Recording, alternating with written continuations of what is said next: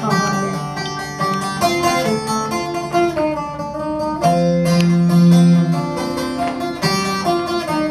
Biliyorum.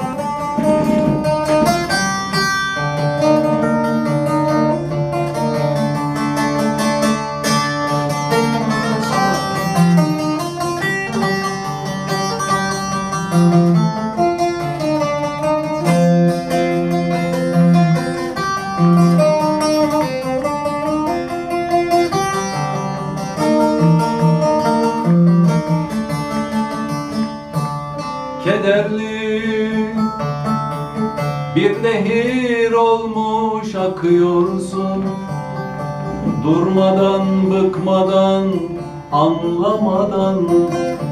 Şimdi içimde sessiz bir çığlık, bir tufan, bir fırtına oldu. Kederli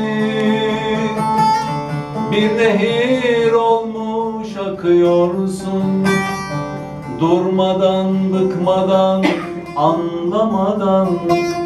Şimdi içimde sessiz bir çığlık, bir tufan, bir fırtına oldu. Birlikte. Karanfil kokuyor şimdi Ankara'da sokaklar, karanfil sokağında yağmurludur aralar. Karanfil kokuyor şimdi Ankara'da sokaklar, karanfil sokağında